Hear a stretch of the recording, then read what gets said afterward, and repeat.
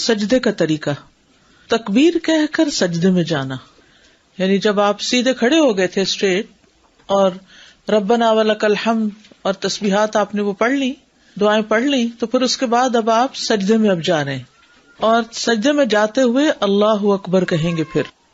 پھر جب آپ صلی اللہ علیہ وسلم سجدے کے لیے جھکتے تو اللہ اکبر کہتے، یہ صحیح بخاری کی روایت ہے۔ ثم کبر وسجد، سنن نبی داؤد کی روایت ہے۔ پھر آپ نے تکبیر کہی اور سجدہ کیا۔ سجدے میں جاتے ہوئے گھٹنوں سے پہلے ہاتھ رکھنا، یہ مسئلہ بہت متنازع فی ہے اور ہمیشہ لوگوں کے بیچ میں سوال کی شکل میں بار بار ابھرتا رہتا ہے کہ پہلے گھٹنے رکھیں یا پہلے ہاتھ رکھیں۔ تو کیا پتہ چلا؟ پہلے ہاتھ رکھنے پھر گھٹنے رکھنے۔ ابن عمر رضی اللہ عنہما سے مروی ہے کہ وہ سجدہ کرتے وقت گھٹنوں سے پہلے اپنے ہاتھ زمین پر رکھتے تھے اور کہتے ہیں کہ رسول اللہ صلی اللہ علیہ وسلم ایسا ہی کیا کرتے تھے۔ نافع کہتے ہیں کہ ابن عمر رضی اللہ عنہما سجدہ کرتے وقت گھٹنوں سے پہلے اپنے ہاتھ زمین پر رکھتے تھے۔ ابو ہریرہ سے مروی ہے، کہتے ہیں کہ رسول اللہ صلی اللہ علیہ وسلم نے فرمایا، جب تم میں سے کوئی سجدہ کرے تو ایسے نہ بیٹھے جیسے کہ اونٹ بیٹھتا ہے، اس کو چاہیے کہ اپنے ہاتھ اپنے گھٹنوں سے پہلے رکھے۔ یعنی کچھ لوگ کیا کرتے ہیں، پہلے گھٹنے رکھ کے بیٹھتے ہیں پھر سجدے میں جاتے ہیں، ایسا نہیں کرنا چاہیے۔ اسٹریٹ کھڑے اللہ اکبر کہہ کے نیچے گئے، پہلے ہاتھ رکھے پھر گھٹنے رکھے پھر بیٹھے، ٹھیک ہے۔ 7 اعضاء پر سجدہ کرنا۔ عباس بن عبد المطلب رضی اللہ عنہ سے روایت ہے کہ انہوں نے رسول اللہ صلی اللہ علیہ وسلم کو فرماتے ہوئے سنا، جب کوئی بندہ سجدہ کرتا ہے تو اس کے ساتھ 7 اعضاء سجدہ کرتے ہیں، اس کی پیشانی اور اس کے دونوں ہاتھ اور اس کے دونوں گھٹنے اور اس کے دونوں قدم۔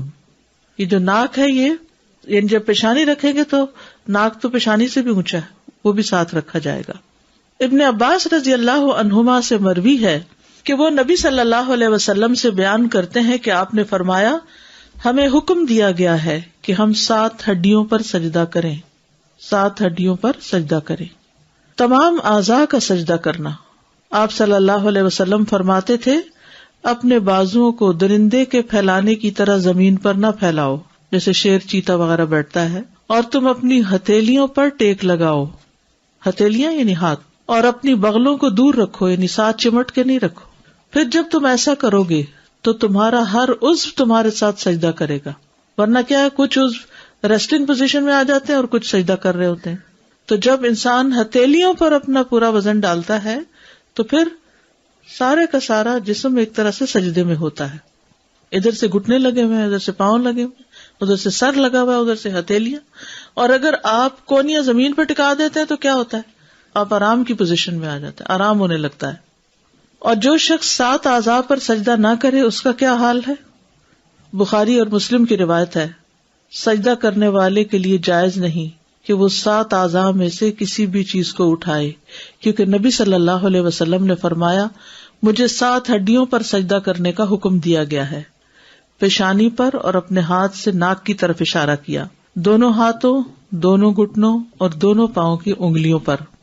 اگر وہ اپنے دونوں پاؤں یا ان میں سے کوئی ایک، یا دونوں ہاتھ یا ان میں سے کوئی ایک، یا اپنی پیشانی یا اپنی ناک یا ان دونوں کو اٹھا لے تو اس کا سجدہ باطل ہو جائے گا اور اسے شمار نہیں کیا جائے گا، اور جب سجدہ باطل ہو گیا تو نماز بھی باطل ہو جائے گی۔ یعنی اگر کوئی شخص صرف ایک ہاتھ رکھتا ہے دوسرا رکھتا ہی نہیں، صرف پیشانی رکھتا ناک رکھتا ہی نہیں، یا صرف ناک رکھتا پیشانی نہیں رکھتا، یا پھر گھٹنے تو رکھے ہوئے کیونکہ اس کے بغیر تو نیچے جا نہیں سکتے، تو گھٹنے اس طرح رکھے کہ پیچھے سے پاؤں اٹھ گئے، تو پاؤں اٹھنے نہیں چاہیے، پاؤں زمین کے ساتھ لگے رہنے چاہیے۔ تو اگر یہ 7 اعضاء نہیں لگے زمین پر تو سجدہ نہیں ہوگا، سجدہ نہیں ہوا تو نماز نہیں ہوگی، یہ یاد رکھیے، یہ بہت اہم بات ہے، یہ نماز کا اہم ترین حصہ ہے۔ چہرے کو اچھی طرح زمین پر ٹکانا۔ ایک طویل حدیث میں رفاعہ سے روایت ہے کہ نبی صلی اللہ علیہ وسلم نے ایک آدمی سے فرمایا جو نماز پڑھ رہا تھا، اور نبی صلی اللہ علیہ وسلم نے اسے نماز لوٹانے کا حکم دیا اور فرمایا، جب تم سجدہ کرو تو اپنے چہرے اور ہاتھوں کو زمین پر اچھی طرح لگاؤ، یہاں تک کہ تمہاری ہر ہڈی اطمینان کے ساتھ اپنی جگہ پر چلی جائے. ٹھیک ہے، یعنی اچھی طرح ٹک کے کرو سجدہ، جلدی میں نہیں، کیونکہ جو جلدی میں کرتا ہے وہ ایسے ہی جیسے ٹھونگا مار رہا ہو. ناک اور پیشانی اچھی طرح زمین پر ٹکانا. سنن الترمذی کی روایت ہے، نبی صلی اللہ علیہ وسلم جب سجدہ کرتے تو اپنی ناک اور اپنی پیشانی خوب اچھی طرح زمین پہ جماتے اور اپنے دونوں ہاتھوں کو اپنے دونوں پہلوؤں سے دور رکھتے اور اپنی دونوں ہتھیلیوں کو دونوں کندھوں کے مقابل رکھتے، یعنی دونوں کندھوں کے مقابل آگے، یعنی کہ ایسے باہر کر کے سامنے ہی، یعنی جیسے جہاں کندھے آ رہے ہیں وہیں ہاتھ آ رہے ہیں. ابن عباس رضی اللہ عنہما سے روایت ہے کہ آپ صلی اللہ علیہ وسلم نے فرمایا، اپنی ناک کو بھی زمین پر رکھ دو تاکہ وہ بھی تمہارے ساتھ سجدہ کرے. ناک کو پیشانی کی طرح زمین پر پہنچانا. آپ صلی اللہ علیہ وسلم فرمایا کرتے تھے، اس شخص کی نماز نہیں جس نے اپنی ناک کو زمین تک اتنا نہیں پہنچایا جتنا کہ اس کی پیشانی پہنچتی ہے. دونوں ہاتھوں کا سجدہ. ابن عمر بیان کرتے ہیں کہ بے شک دونوں ہاتھ بھی سجدہ کرتے ہیں جس طرح چہرہ سجدہ کرتا ہے. جب تم میں سے کوئی سجدے میں زمین پر اپنا چہرہ رکھے تو ہاتھ بھی زمین پر رکھے، اور جب چہرہ اٹھائے تو انہیں بھی اٹھا لے.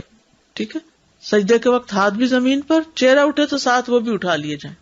ہاتھوں کو دونوں کانوں کے برابر رکھنا. وائل بن حجر سے مروی ہے، انہوں نے کہا، اور جب سجدے میں گئے تو اپنے ہاتھوں کو اپنے دونوں کانوں کے برابر رکھا.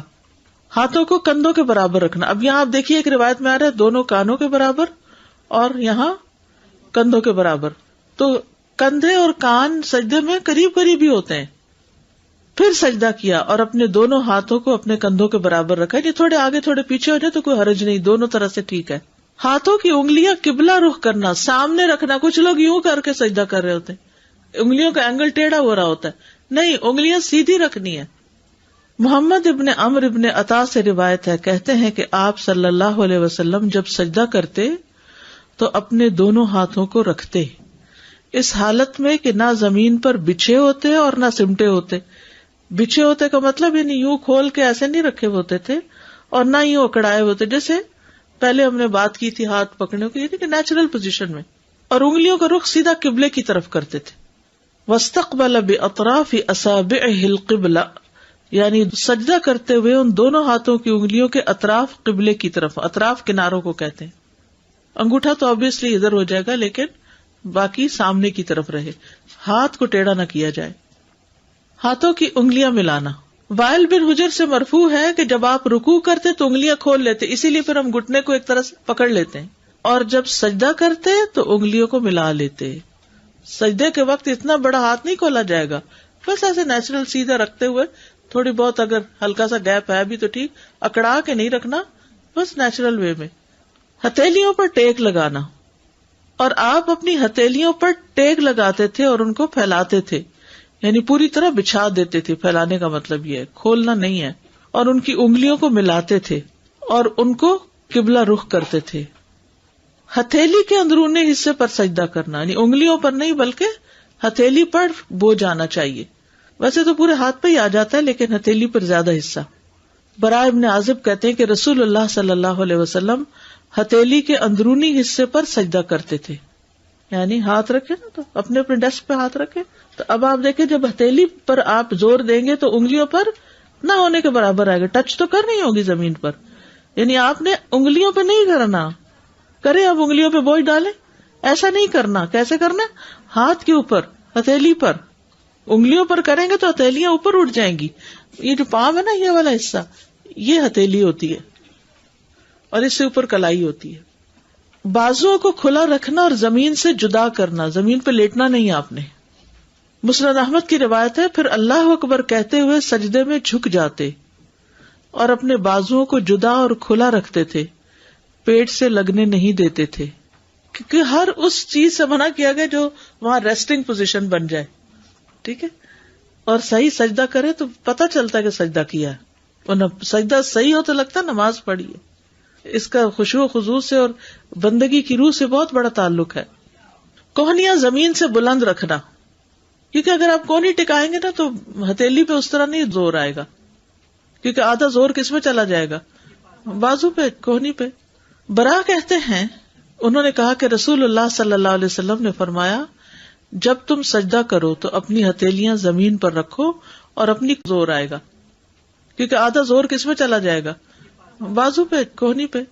برا کہتے ہیں انہوں نے کہا کہ رسول اللہ صلی اللہ علیہ وسلم نے فرمایا جب تم سجدہ کرو تو اپنی ہتھیلیاں زمین پر رکھو اور اپنی کوہنیاں اوپر اٹھاؤ. کتے کی طرح بازو بچھانے کی ممانعت، یہ مسند احمد کی روایت ہے. انس رضی اللہ عنہ نبی صلی اللہ علیہ وسلم سے روایت کرتے ہیں کہ آپ صلی اللہ علیہ وسلم نے فرمایا تم میں سے کوئی شخص نماز میں کتے کی طرح اپنے بازو نہ بچھائے، یعنی کونیاں نیچے لگا کے بازو بچھانے نہیں، ریسٹنگ پوزیشن میں سجدہ نہیں کرنا، ہتھیلیوں پہ کرنا، بازو اوپر رکھنے. ہاتھوں کے درمیان اتنا فاصلہ کہ پیچھے سے بغلوں کی سفیدی نظر آئے، یعنی بالکل منہ کے ساتھ لگا کے ہاتھ نہیں رکھنے، ذرا کھلے رکھنے کہ بغلے کھل جائیں. یہ بھی نہیں کہ اتنا کھلا کر دیں، اعتدال میں رکھیں گے لیکن بغلیں کھلی ہوں گی. عبداللہ بن مالک بن بحینا روایت کرتے ہیں کہ نبی صلی اللہ علیہ وسلم جب نماز پڑھتے تو سجدے کی حالت میں اپنے ہاتھوں کو کشادہ رکھتے، یعنی پہلوؤں سے دور رکھتے، یہاں تک کہ آپ کی بغلوں کی سفیدی نمایاں طور پر ظاہر ہوتی. ٹھیک ہے، اصل میں آپ صلی اللہ علیہ وسلم اسمارٹ بھی تھے نا، تو بازوں کا گوشت لٹک نہیں رہا تھا، یا پیٹ اتنا بڑا نہیں تھا، یا ویسے اوپر کا حصہ اتنا بھاری نہیں تھا، لہذا جب آپ کھولتے تو پیچھے سے دیکھنے والا آپ کے بغلوں تک دیکھ لیتا. نبی صلی اللہ علیہ وسلم کی زوجہ میمونہ رضی اللہ عنہا سے روایت ہے، انہوں نے کہا رسول اللہ صلی اللہ علیہ وسلم جب سجدہ کرتے تو اپنے ہاتھوں کے درمیان فاصلہ کرتے، اپنے ہاتھوں کے درمیان یعنی یہ ہاتھ جو زمین پہ رکھے فاصلہ کرتے، یعنی انہیں پھیلا لیتے یہاں تک کہ پیچھے سے آپ کی بغلوں کی سفیدی دیکھی جا سکتی تھی. اور جب آپ بیٹھتے تو بائیں ران پر اطمینان سے بیٹھتے. ٹھیک ہے، یعنی جب آپ سجدے سے اٹھ کر بیٹھتے تو کیسے بیٹھتے؟ بائیں پاؤں کے اوپر. کوہنیوں کو پہلوؤں سے جدا کرنے میں مشقت اٹھانا. صاحب رسول صلی اللہ علیہ وسلم احمر بن جز بیان کرتے ہیں کہ رسول اللہ صلی اللہ علیہ وسلم جب سجدہ کرتے تو اپنے بازوؤں کو اپنے پہلوؤں سے اس قدر دور رکھتے کہ ہمیں آپ کی مشقت دیکھتے ہوئے آپ پہ ترس آتا، یعنی مشکل ہو جاتی. اور جب لمبا سجدہ کرے انسان اور اس پوزیشن میں تو اچھی خاصی مشقت ہے اس میں. دونوں ہاتھوں کو پہلوؤں سے اتنا دور رکھنا کہ بکری کا بچہ گزر سکے. ٹھیک ہے، یعنی دونوں ہاتھ دور رکھنا کہ نیچے سے کوئی چیز بھی گزر جائے تو گزر جائے. میمونہ رضی اللہ عنہا بیان کرتی ہیں کہ نبی صلی اللہ علیہ وسلم جب سجدہ کرتے تو اپنے ہاتھوں کو اپنے پہلوؤں سے دور رکھتے، حتیٰ کہ اگر بکری کا بچہ آپ کے ہاتھوں کے نیچے سے گزرنا چاہتا تو گزر سکتا تھا. پہلوؤں اور پیٹ کو ران سے جدا رکھنا، یعنی گھٹنوں سے اوپر والے حصے کو ران کہتے ہیں نا، تو پیٹ کو سجدے میں ٹانگ سے نہیں لگنے دینا، ران سے نہیں لگنے دینا، کھلا رکھنا. براء ابن عازب رضی اللہ عنہ سے مروی ہے کہ رسول اللہ صلی اللہ علیہ وسلم جب نماز پڑھتے تو سجدے میں اپنے دونوں بازو کھول لیتے، انہیں اپنے پہلوؤں سے دور رکھتے اور پیٹ کو زمین سے اونچا رکھتے، یعنی آپ اپنے بازوؤں کو کھول لیتے اور اپنے پہلوؤں سے دور رکھتے تھے اور اپنے پیٹ کو زمین سے اٹھا کر رکھتے تھے. اب ظاہر ہے جس کا پیٹ بہت نکلا ہوا ہو تو وہ پھر، یا جیسے پریگنینسی میں وہ تو اتنا نہیں اوپر اٹھایا جا سکتا، لیکن ایک نارمل صحت مند انسان جو ہے اس کے لیے یہ آسان ہے. پاؤں کی ایڑیاں ملانا، یہ نہیں کہ ہاتھ بھی کھلے اور ٹانگیں بھی کھلی ہیں تو وہ عجیب سی شکل بن جاتی ہے. ایڑیاں باہر ملی ہوئی ہوں. انگلیوں کو زمین پر لگانا، یعنی سجدے میں انگلیاں زمین پہ ٹچ کر رہی ہوں، پاؤں کی انگلیاں. اور آپ اپنے گھٹنوں اور پاؤں کی انگلیاں بھی زمین پر رکھتے تھے اور اپنے پاؤں کے اگلے حصوں کو قبلے کی طرف کرتے تھے. پاؤں کی انگلیاں بھی قبلہ رخ کرتے اور ایڑیوں کو ملاتے اور پاؤں کو کھڑا رکھتے تھے. آپ نے اسی کا حکم دیا. اور اپنے پاؤں کی انگلیوں کو کھول کر رکھتے تھے، یعنی انہیں کھچ کے نہیں رکھتے تھے بلکہ وہ کھلی رہتی تھی. پاؤں کی انگلیوں کو قبلہ رخ کرنا. ابو حمید ساعدی رضی اللہ عنہ نے فرمایا مجھے رسول اللہ صلی اللہ علیہ وسلم کی نماز تم سب سے زیادہ یاد ہے. ابو حمید کو ان کی نماز سب سے زیادہ یاد تھی. اور جب آپ نے سجدہ کیا تو نہ آپ دونوں ہاتھوں کو بچھائے ہوئے تھے اور نہ ہی انہیں سمیٹے ہوئے تھے، نہ دونوں ہاتھوں کو بچھائے ہوئے اور نہ سمیٹے ہوئے، اور آپ کے پاؤں کی انگلیاں قبلہ رخ تھیں. پاؤں کی انگلیاں کشادہ رکھنے میں ایک اور حدیث بھی ہے مسند احمد کی. اب سجدے میں اطمینان کا وجوب، اطمینان سے سجدہ کیا جائے. انس رضی اللہ عنہ سے روایت ہے کہ اللہ کے نبی صلی اللہ علیہ وسلم نے فرمایا، رکوع اور سجود کو مکمل کرو. اللہ کی قسم جب بھی تم رکوع کرتے ہو اور جب بھی تم سجدہ کرتے ہو تو میں اپنی پیٹھ پیچھے تمہیں دیکھتا ہوں. یعنی نبی صلی اللہ علیہ وسلم کو یہ صلاحیت دی گئی تھی کہ وہ سامنے کے ساتھ ساتھ نماز میں لوگوں کو پیچھے سے بھی دیکھ لیں. سجدے میں اطمینان محمد صلی اللہ علیہ وسلم کی سنت ہے. حذیفہ رضی اللہ عنہ سے روایت ہے کہ انہوں نے ایک شخص کو دیکھا جو اپنا رکوع اور سجدہ پوری طرح نہیں کرتا. جب اس نے اپنی نماز پوری کر لی تو حذیفہ رضی اللہ عنہ نے اس سے فرمایا کہ تم نے نماز ہی نہیں پڑھی. ابو وائل راوی کہتے ہیں میں خیال کرتا ہوں کہ حذیفہ رضی اللہ عنہ نے یہ بھی فرمایا کہ اگر تو ایسی نماز پہ مر جاتا تو محمد صلی اللہ علیہ وسلم کی سنت پر نہ مرتا. کیا نہیں کر رہا تھا؟ رکوع اور سجدہ پورا نہیں کر رہا تھا. تو جو رکوع اور سجدہ اطمینان سے نہ کرے، اس کو پورا طور پر ادا نہ کرے، تو وہ گویا ایسے ہی جیسے نماز ہی نہیں پڑھی اس نے. صحیح سجدہ نہ کرنے والا ملت محمد صلی اللہ علیہ وسلم پر نہیں ہوگا. ایک اور روایت میں، صحیح بخاری کی روایت میں ہی ہے کہ حضرت حذیفہ نے ایک شخص کو جب دیکھا کہ نہ رکوع پورا کرتا نہ سجدے، تو انہوں نے کہا تم نے نماز ہی نہیں پڑھی. اگر تم مر گئے تو تمہاری موت اس فطرت پر نہیں ہوگی جس پر اللہ نے محمد صلی اللہ علیہ وسلم کو پیدا کیا. درست سجدے پر نماز کی قبولیت اور عدم قبولیت کا انحصار ہے. ابو ہریرہ رضی اللہ عنہ سے مرفوع روایت ہے کہ ایک آدمی 60 سال نماز پڑھتا ہے لیکن اس کی نماز قبول نہیں ہوتی. شاید اس کی وجہ کیا ہو کہ وہ رکوع تو پورے کرتا ہو لیکن سجدے مکمل نہ کرتا ہو، یا سجدے پورے کرتا ہو لیکن رکوع پورے نہ کرتا ہو. اتنی اہم بات ہے یہ. ابو مسعود انصاری بدری نے کہتے ہیں کہ رسول اللہ صلی اللہ علیہ وسلم نے فرمایا، اس شخص کی نماز کافی نہ ہوگی جو رکوع اور سجدوں میں اپنی پیٹھ سیدھی نہ رکھے. جو رکوع اور سجدوں میں اپنی پیٹھ سیدھی نہ رکھے اس کی نماز کافی نہیں. امام ترمذی کہتے ہیں کہ امام شافعی، احمد اور اسحاق ابن راہویہ کہتے ہیں کہ جس نے رکوع اور سجدوں میں اپنی پیٹھ سیدھی نہ رکھی تو اس کی نماز فاسد ہے. سجدے کو مکمل کرنا. زید بن اسلم سے روایت ہے، انہوں نے کہا کہ ہم انس بن مالک رضی اللہ عنہ کے پاس گئے. انہوں نے پوچھا کہ تم نے نماز پڑھ لی؟ ہم نے کہا ہاں. آپ نے لونڈی سے فرمایا میرے لیے وضو کا پانی لاؤ. میں نے کسی ایسے امام کے پیچھے نماز نہیں پڑھی جو تمہارے اس امام سے بڑھ کر رسول اللہ صلی اللہ علیہ وسلم جیسی نماز پڑھتا ہو. زید نے کہا عمر بن عبدالعزیز رکوع اور سجدے مکمل کرتے تھے اور قیام اور قعود ہلکا کرتے تھے. یعنی بہت لمبا قیام اور بہت لمبا تشہد نہیں پڑھتے تھے لیکن رکوع اور سجدے بہت اطمینان سے ادا کرتے تھے. تو میک شور کہ رکوع اور سجدہ ٹھیک ہو. اطمینان سے ٹک کے سجدہ کرنا. سنن نبی داؤد میں نبی صلی اللہ علیہ وسلم کا فرمان ہے، اور جب سجدہ کرو تو ٹک کر سجدہ کرو. فمکن لسجودک، حتیٰ کہ جوڑ مطمئن ہو جائیں. پھر اللہ اکبر کہے، سجدہ کرے حتیٰ کہ اس کے جوڑ اطمینان سے ٹک جائیں. ہر عضو کا اپنی اپنی جگہ پہ ٹکنا. سنن نبی داؤد کی روایت میں نبی صلی اللہ علیہ وسلم کی نماز کے بارے میں آتا ہے، اور سجدہ کیا اور اپنی ہتھیلیوں کو زمین پر رکھا، پھر کوہنیوں کو پہلوؤں سے دور کیا حتیٰ کہ ہر عضو اپنی جگہ پہ ٹھہر گیا. یعنی یہ پرائم ٹائم ہے، نماز کا پیک ٹائم ہے کہ جس میں انسان بندگی کا شدید اظہار کر رہا ہوتا ہے، تو اس کو بہت صحیح طور پر ادا ہونا چاہیے. جلدی جلدی سجدہ نہ کرنا. ابو عبداللہ اشعری سے روایت ہے، کہتے ہیں کہ رسول اللہ صلی اللہ علیہ وسلم نے اپنے اصحاب کو نماز پڑھائی، پھر ان کے ایک گروہ میں بیٹھ گئے. ایک آدمی آیا، وہ کھڑے ہو کے نماز پڑھنے لگا تو وہ رکوع کرتا اور سجدے ایسے کرتا جیسے ٹھونگے مارے جاتے ہیں، جلدی جلدی بس ٹھک ٹھک. تو نبی صلی اللہ علیہ وسلم نے فرمایا، کیا تم لوگ اس کو دیکھ رہے ہو؟ جو شخص اس حالت میں مر گیا وہ اس حالت میں مرے گا کہ محمد کی ملت پر نہ ہوگا صلی اللہ علیہ وسلم. یہ شخص اس طرح نماز میں ٹھونگے مار رہا ہے جیسے کوا خون میں ٹھونگے مارتا ہے، یعنی کوئی اپنا شکار کھانے کے لیے. تو وہ شخص جو رکوع کرتا ہے اپنے سجدے میں ٹھونگے مارتا ہے، اس کی مثال ایسے بھوکے شخص کی ہے جو 1 یا 2 کھجوریں کھائے تو یہ اس کی بھوک کو کیا مٹائیں گی. اچھی طرح مکمل وضو کیا کرو، ایڑیوں کے لیے آگ کا عذاب ہے. رکوع اور سجدوں کو مکمل کیا کرو.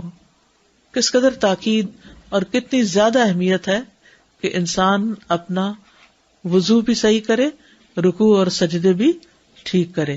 پھر مرغے کی طرح ٹھونگے مارنے سے بچنا چاہیے. نبی صلی اللہ علیہ وسلم نے 3 باتوں سے منع کیا ہے. نماز میں مرغے کی طرح ٹھونگے نہ ماروں, کتے کی طرح نہ بیٹھوں, اور لومڑی کی طرح ادھر ادھر نہ دیکھوں. ٹھیک ہے, کتا بازو بچھا کے جو آگے بیٹھتا ہے نا, یا ایک ٹانگ اٹھا کے جو بیٹھتا ہے. مکمل سجدہ نہ کرنے والا نماز کا چور ہے. رسول اللہ صلی اللہ علیہ وسلم نے فرمایا, لوگوں میں سب سے بدترین چور وہ ہے جو اپنی نماز میں چوری کرتا ہے. لوگوں نے پوچھا, اللہ کے رسول, انسان اپنی نماز میں کس طرح چوری کر سکتا ہے؟